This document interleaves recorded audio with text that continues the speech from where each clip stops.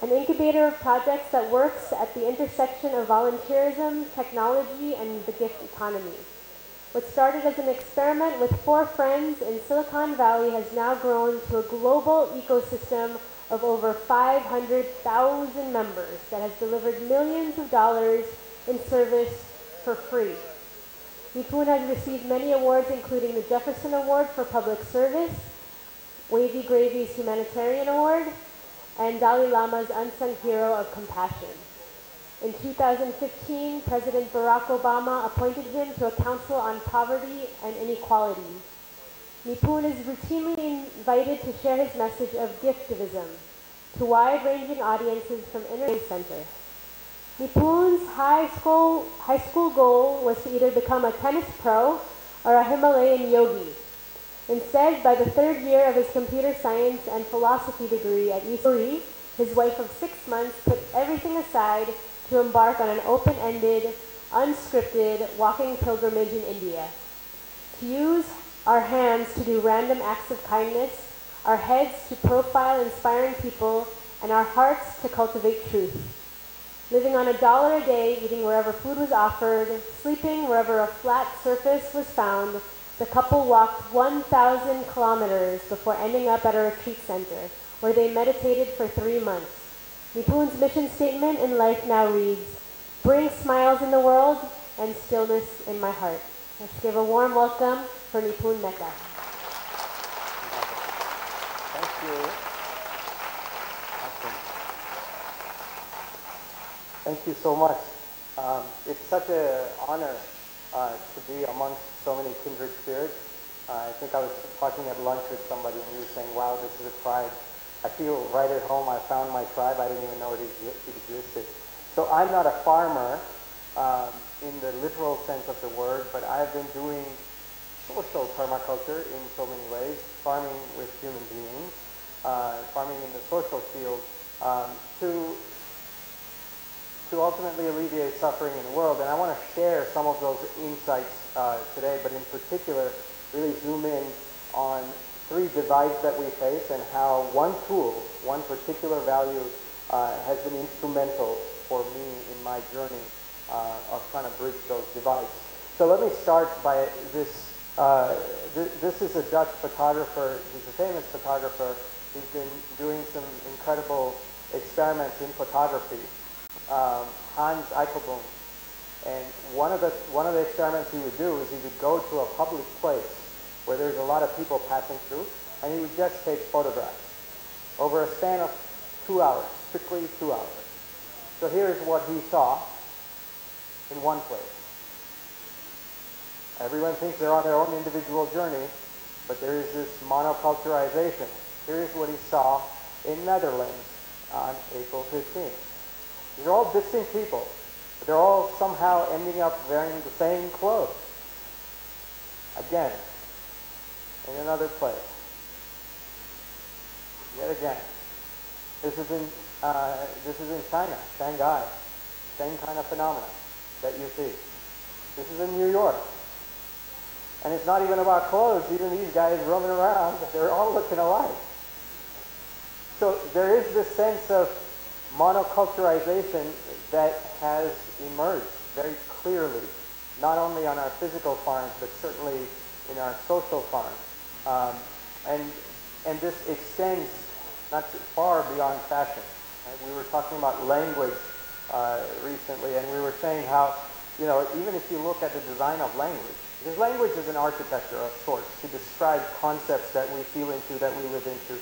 And, my mom has a master's in Sanskrit, and she often reminds me, Sanskrit has 108 words for love. It's not just love, like one word to catch all. It's a lot more than that. I was in Bhutan, and I haven't verified this, so don't quote me on this. But I was talking with the culture minister, and he was talking about how so many of Bhutanese concepts actually you just cannot translate them into English. And if everyone has moved into English, you lose some of the cultural nuances. 90%, this is a shocking statistic for me, 90% of the world's 7,000 languages are going to go extinct in this century. And since 1960, not just languages, 28 language families have, started to disappear. And it was in a very ironic twist. They add new words to the English dictionary every year. In a very ironic twist, the millionth word they nominate a bunch of words, and in the final running for the millionth word to be added in the English language was none other than befriend. I think their PR team said this is not a good idea, so they didn't actually choose befriend, but nonetheless it was very much in the top 5 for the millionth word. And it goes, even in music and a lot of these things. And I think you can take any sector and you can bring these trends out, but these are just some of the sectors where we may not understand how deeply entrenched this monoculture design really is. 80% of the concert industry, this is I think a stat from the United States, but nonetheless, it's owned by one company. And here's an even more alarming, shocking percentage of the top 40 songs are written by 4 men. And actually, it turns out that a lot of them were actually by these 2 folks. So what we think of as, wow, so many different songs aren't really all that different. There's a researcher at UC Davis, David Cope, and he essentially said, look, I can generate, you guys are working so hard to create all this music, I can just generate it using my machines. And he actually is starting to create 5,000 Bach chorales a day, and that was, in the early days. Now it's being empowered by artificial intelligence, and it turns out that people, this is debatable, but they put a whole bunch of blind tests, and people cannot tell the difference between Bach and this algorithmic generated, music. And so, what does that mean? What is that? How do we hold all this stuff? And it doesn't stop there. I'm from the Silicon Valley, so I see a lot of these trends. You would think that food is something so fundamental and basic that eventually we'll wake up, and see the issues with this monoculture pattern. But there's, the building I live in, every week I see this box of Soylent. Somebody in my building is saying food is too complicated. That farm, you have to bring it home, you have to figure out which recipe, you have to spice it, you have to do dishes. But it's just like, tell me what the nutrients are and just put that in my body because food and eating process is a chore. And so this is a very, it's a huge company. Right? And there's a huge bunch of people that are now sort of holding on to this kind of a worldview. And so it doesn't stop there, of course. We heard a little bit about education. We were holding a circle with a bunch of people who were teachers. And one of them starts crying in the middle of this circle. And she says, I got to tell you of this rule that we have. She works at one of the leading schools, one of the most cutting-edge schools. She says, we have a new rule that the curriculum cannot come from the teachers because it turns out that kids have a hard time paying attention to the teachers, and there's a lot more interesting stuff that you see on the web. So they said, we'll just learn from our laptops and get the best stuff from the world. And the teachers are in the classroom, but they have this one rule. You cannot lecture for more than 2 minutes. You cannot talk for more than 2 minutes because, you're too boring, right? Or you're just not interesting enough or knowledgeable enough, or you can go down the list of things. And where do we come up? Like, what is the root ecosystem underneath it that even brings such conversations, let alone the actual practice of it? So how do we start to deconstruct a lot of this?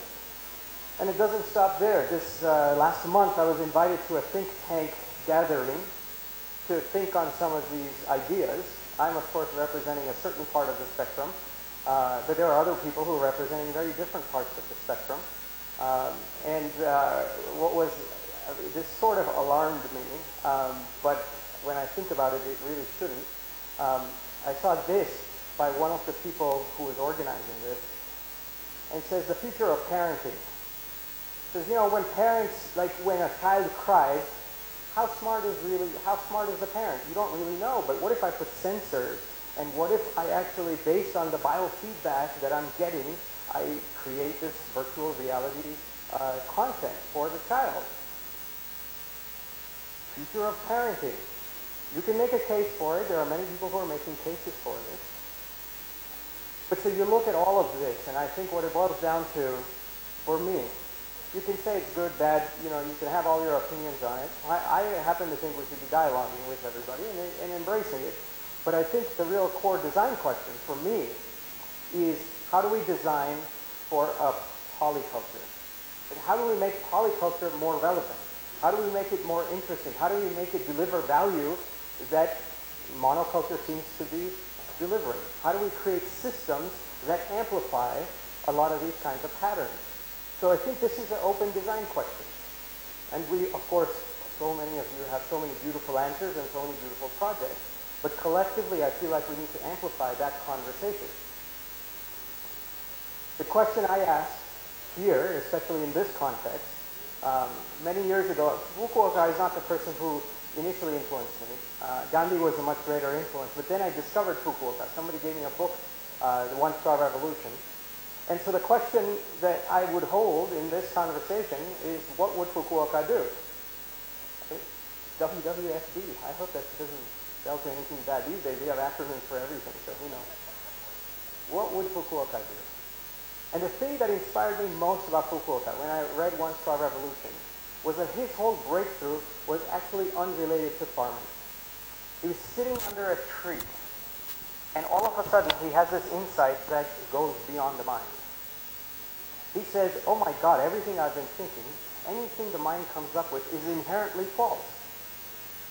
And so he describes it in very clearly. He says, I think it could be safely said that from that experience of that morning, sitting under the tree, in my life changed completely. I remain a simple man, just an old crow, so to speak. There's nothing special about me, but what I have glimpsed is vastly important. And so if we reduce permaculture to just a farming technique, well, first of all, I don't think Fukuoka would do that.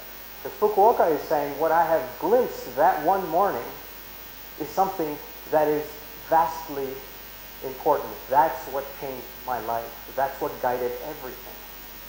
And he is saying that he can't explain it to you, because words and concepts and ideas are working in the field of mind. He says, what I have understood is, what I have glimpsed is something which is beyond the mind. And so he manifested that on a farm. I find that to be fascinating. He also had two heroes in life, people he looked up to. One of them was Gandhi, and another one was Buddha. And so he said this of Gandhi. He said, I believe Gandhi's way, a methodless method, acting with a non-winning, non-opposing state of mind, is akin to natural farming. When it is understood that one loses joy and happiness in the attempt to possess them, the essence of natural farming will be realized.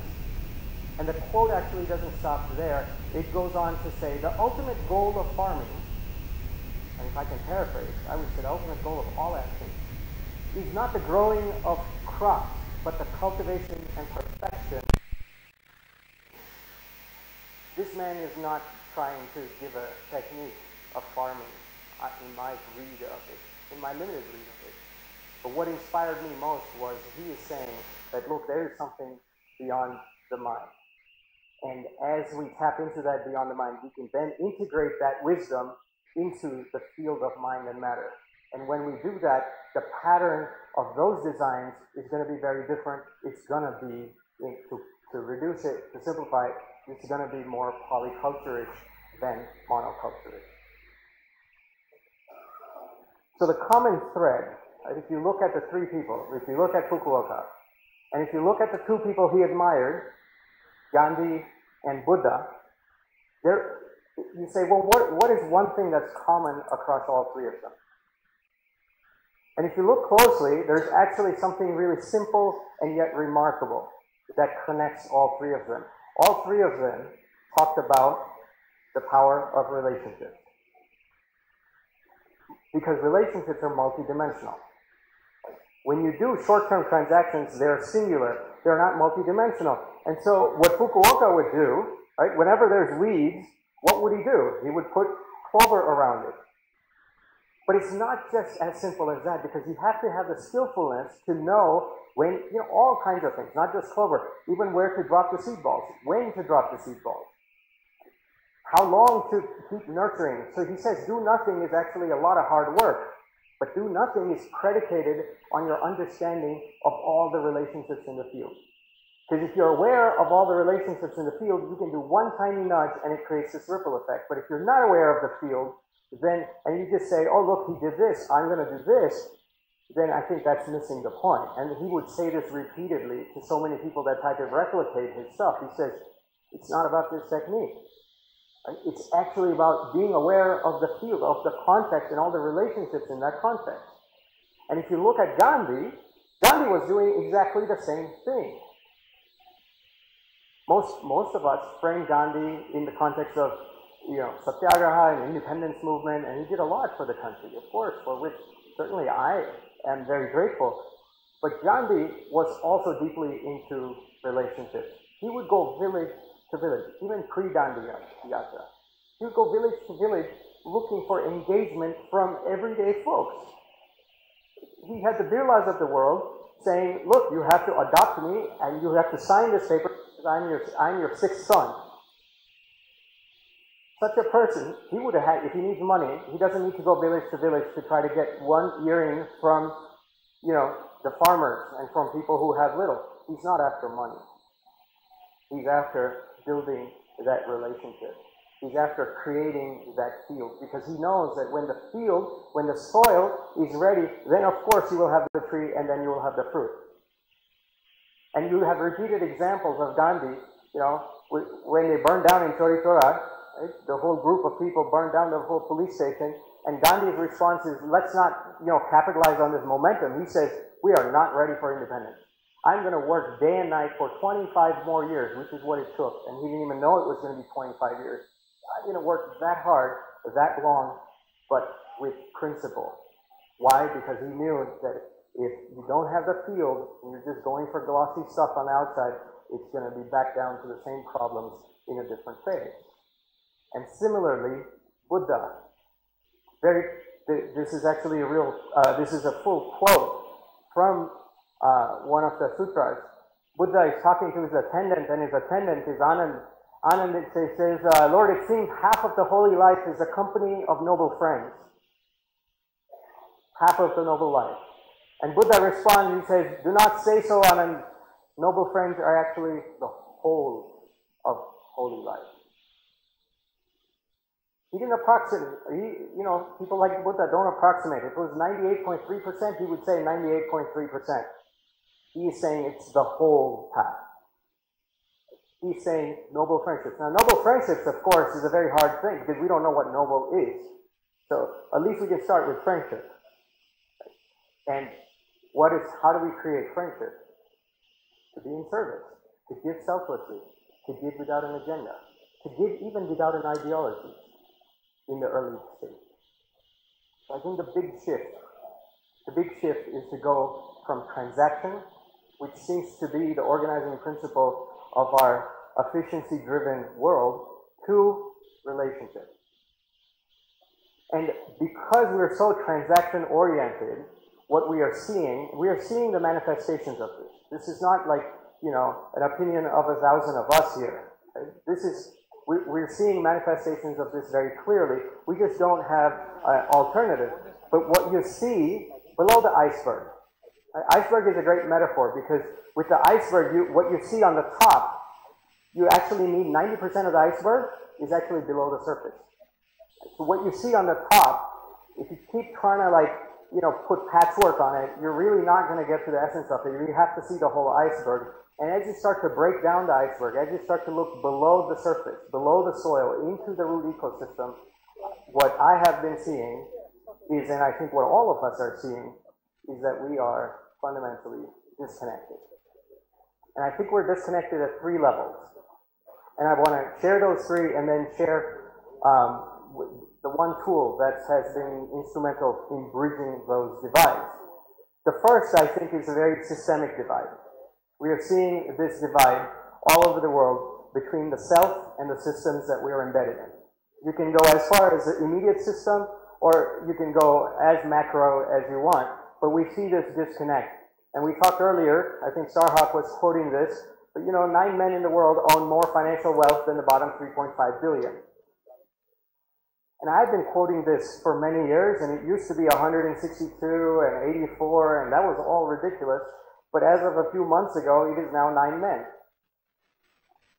And you look at that, and I would be willing to venture that even those 9 men don't think that something is not right with this.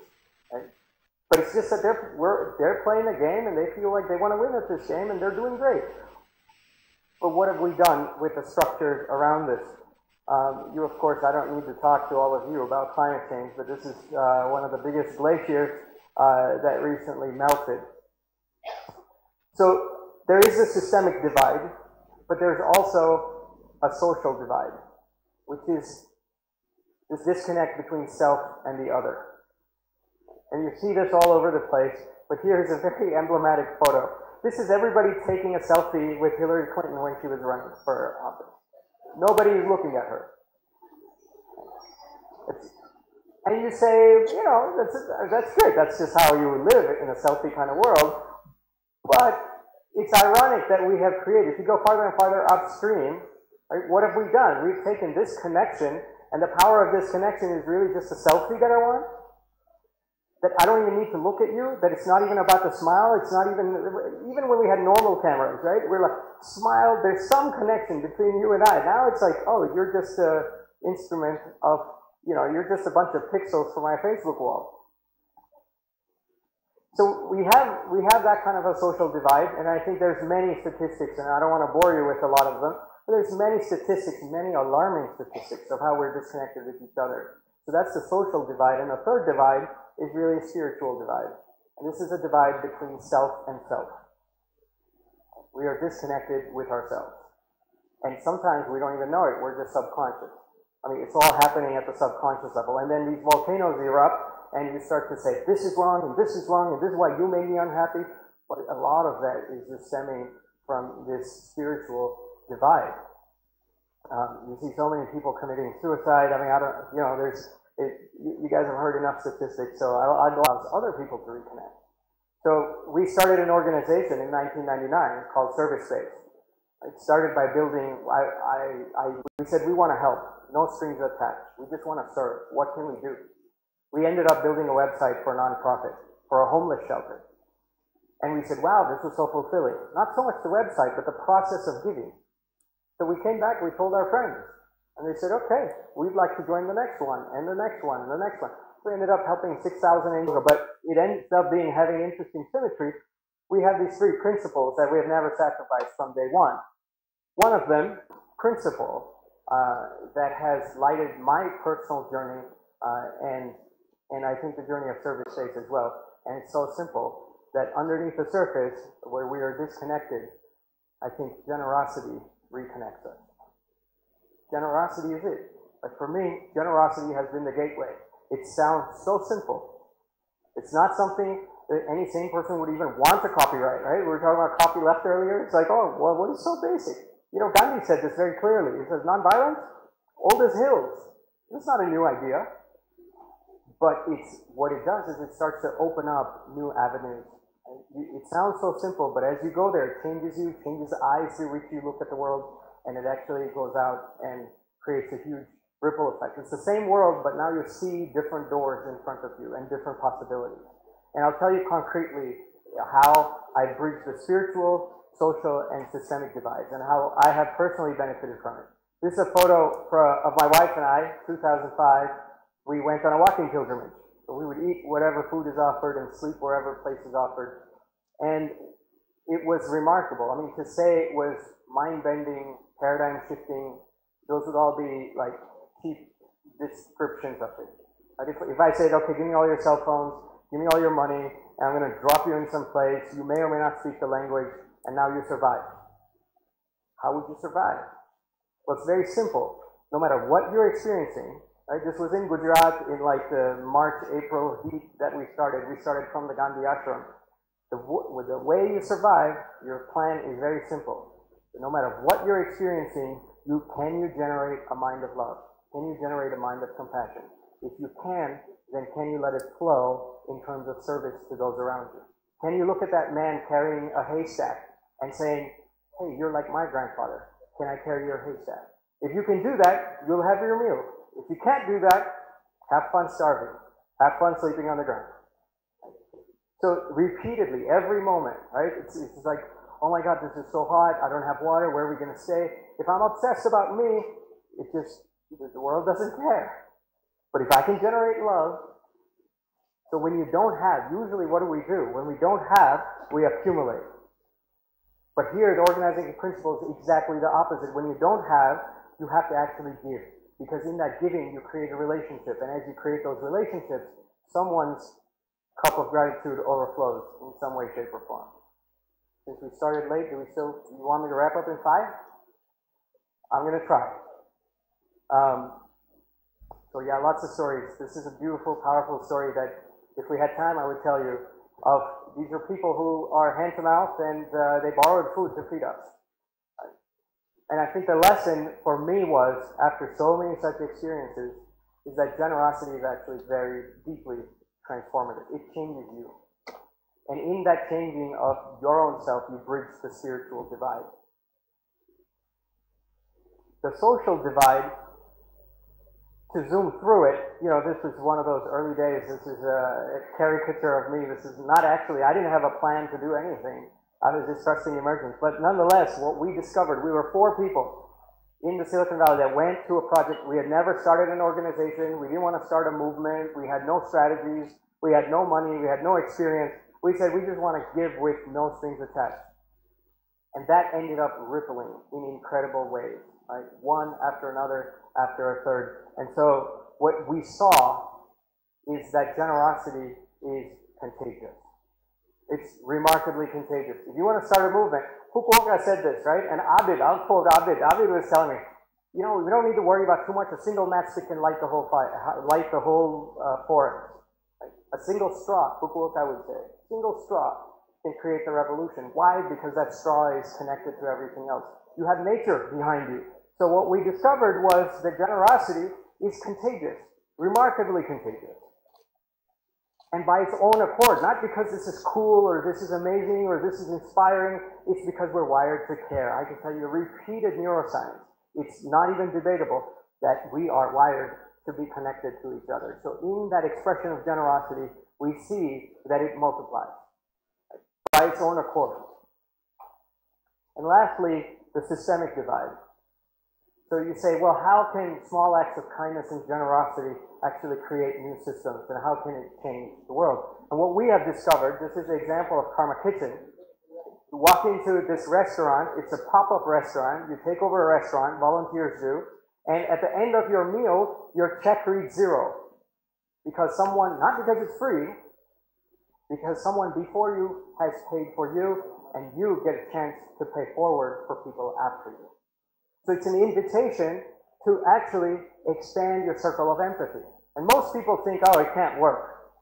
Right? So many people came and they tried to study it and said, this is amazing here, but it's not going to work elsewhere. Now it's in 23 places around the world. Right? And they actually they did this research on it at UC Berkeley, and they said, can we apply it in other settings? What they realized, the title of that paper was Paying More When Paying for Others. And if you create a strong enough context, people will respond to generosity with even greater generosity. But you have to learn to create that context. And I could, again, tell you so many stories, but since I have 4.5 minutes, I will skip the stories. But it's just really, you're expanding your time? Oh my God, this is very good. We've been giving her a hard time because I know somebody's got to do this role. So it's thank you so much.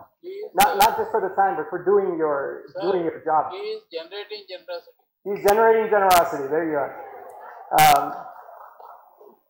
I could tell you. Did you really mean it? Yeah. Okay.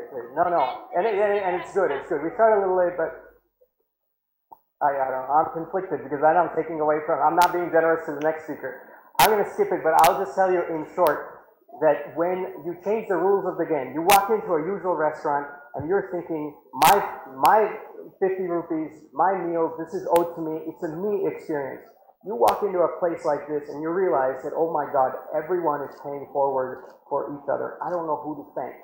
And what happens is your cup of gratitude completely overflows. And maybe it doesn't overflow in the context of that restaurant, but maybe it overflows out into the world. We're usually externalizing cost, right? But how this is externalizing benefit. Right? We are saying something that's generated here, and we have so many examples repeatedly of people just even reading the menu, being just treated in this way, seeing volunteers, looking at a quote under your table, looking at the kindness table there, looking at the smiles of people. You're like, people are moved to tears without even having a meal. And this principle, and here's a rickshaw driver that runs his rickshaw in the same way. It's got nothing to do with just running a restaurant. He says, you sit in my rickshaw and there's no bill, not because it's free, but because someone before you paid for you, and you are trusted to pay it forward. He says, I have a family. This is Udaybhai, somebody I know, whose place I've been to, lives in a small place, and he says, look, I have kids, I have the same visions and aspirations that other people do, but I'm willing to bet it all on you. That if I love you, your heart will be moved with even greater love. I'm willing to do that. And people ask if it works, if it's, are you able to make enough? And he says, it's roughly about the same. But that's just the economic ledger. Here's where I asked them how they felt sitting in my rickshaw. And imagine, this is not Bill Gates teaching you philanthropy. This is the everyday person putting it all on the line, saying that you will be generous because your heart responds to love with even greater love. That is a revolutionary idea in so many ways, because we're shifting from transaction, which is me and you, to a much wider circle of giving, which is about relationships. And I think it happens, this is the third principle, that generosity is regenerative. Right? The more you give, the more you want. And it's profoundly powerful. A lot of people say, how do we create transformation? You can't create transformation. It has to emerge when the whole field is ready. All of you here easily understand it. I need to spend 5 seconds on it. Everyone's like, yeah, of course, it emerges. We get it. But how do you go from the shift from transaction, everything being quid pro quo, to a relationship, but not just, okay, we're related, we have self-interest in common, we have this common goal to share, but to actually just say, I love you. And in that spirit, you love me. And that depth, which manifests through generosity and kindness, that ultimately leads to an incredible trust network within which the field is ripe for profound transformation. So to conclude, I will say, that Fukuoka, this fantastic quote that I had earlier, like the ultimate goal of farming is not the growing of crops alone. Right? It is the cultivation and perfection of human beings, to go outside of this entire field of duality. And here's my friend, Pancho, and a longtime volunteer of Service Space. And he has this beautiful quote that he shares.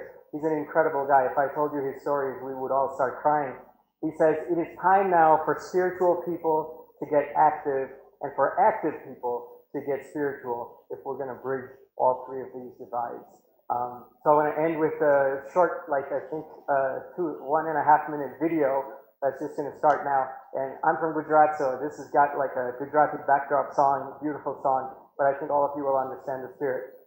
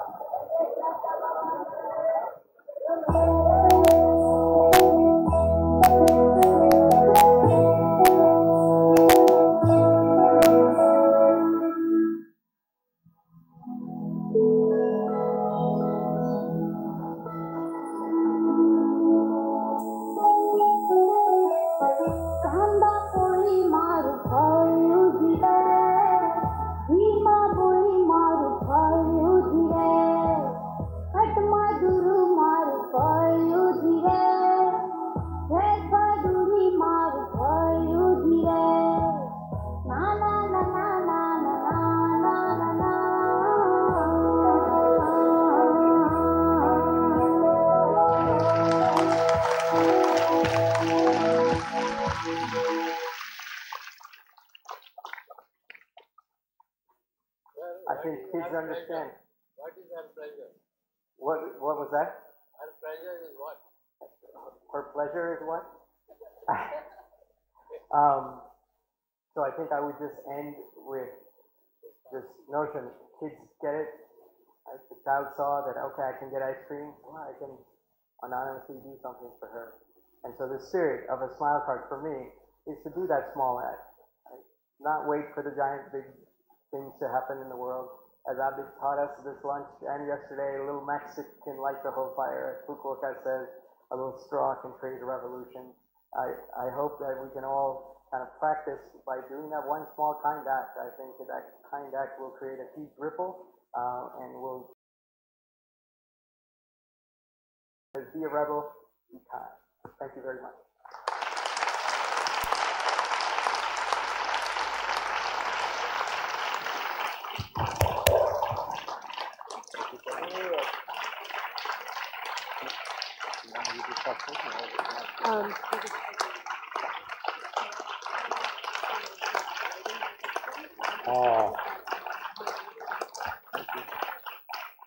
Thank you. This is Nipun Mehta. I heard about him, but now really I could able to see him. How strong message he is able to give to entire this country and the world. Thank you so much, Nipunji.